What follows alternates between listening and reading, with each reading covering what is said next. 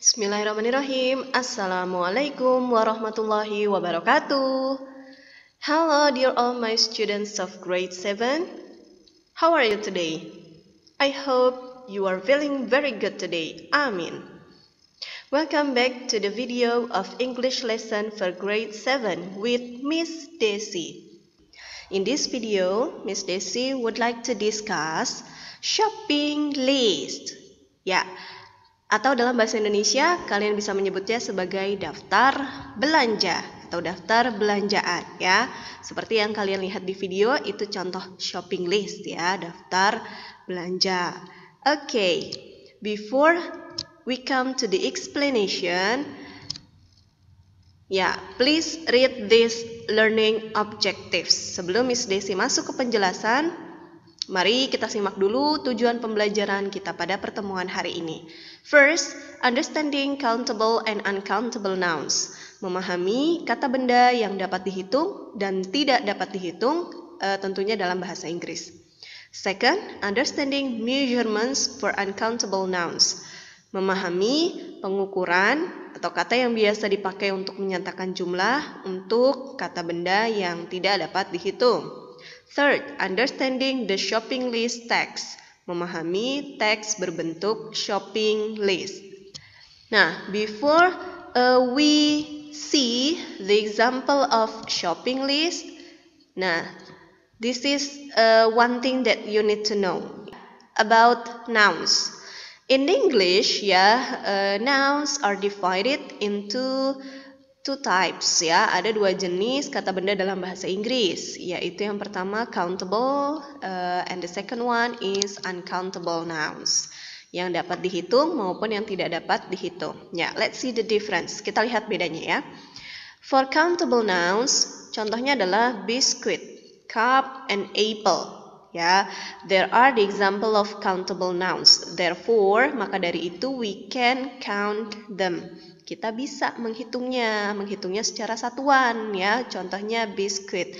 We can say 1 biscuit, 2 biscuits, or 3 biscuits ya. Kita bisa menghitungnya secara satuan. Satu keping biskuit, 2 keping, 3 dan seterusnya ya. So countable nouns can be singular or plural.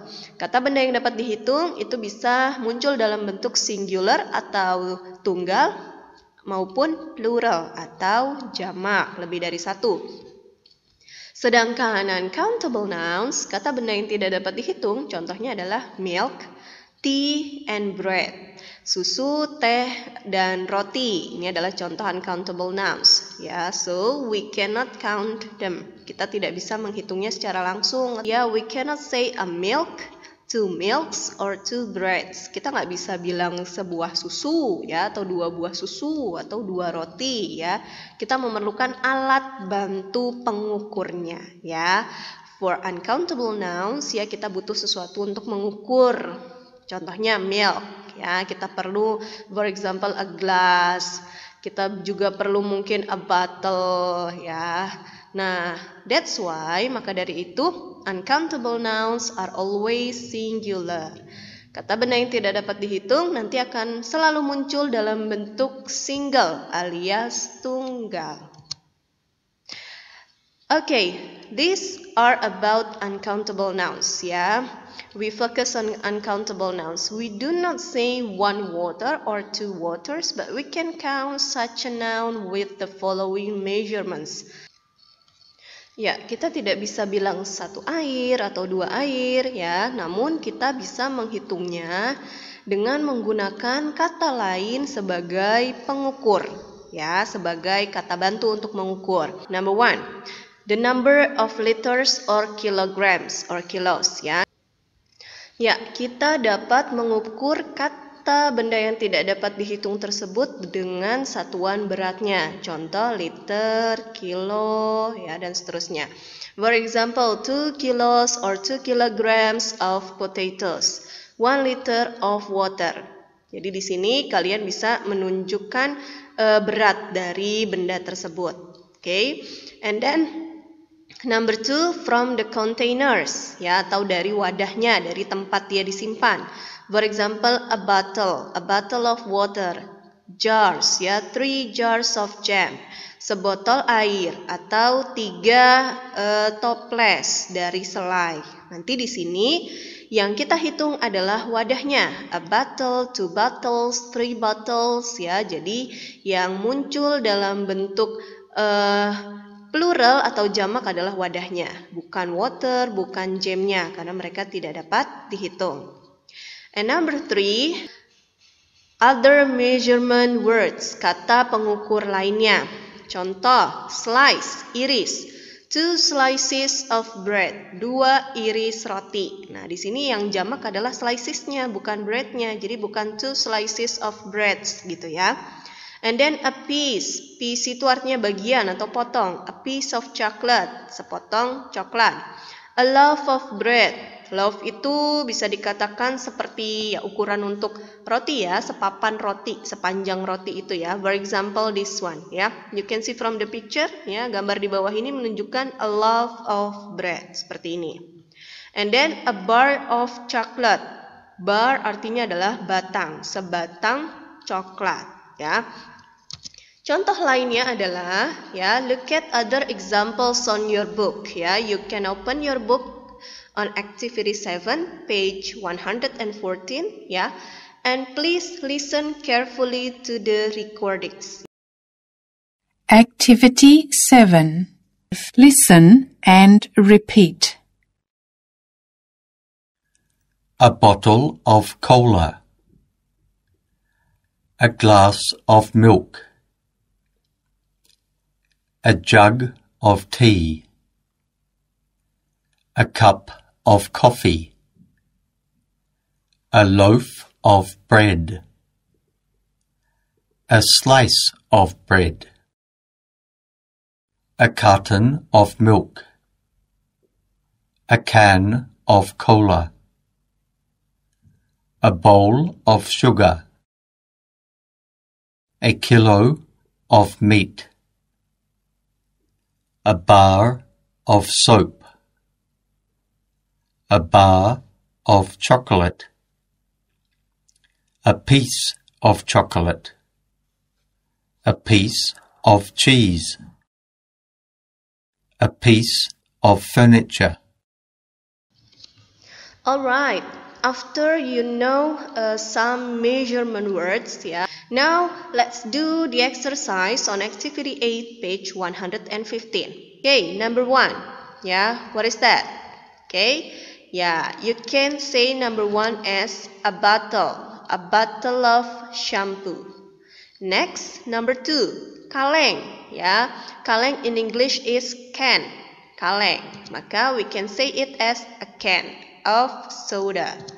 Number 3, nah ini pizza ini bentuknya adalah seiris ya.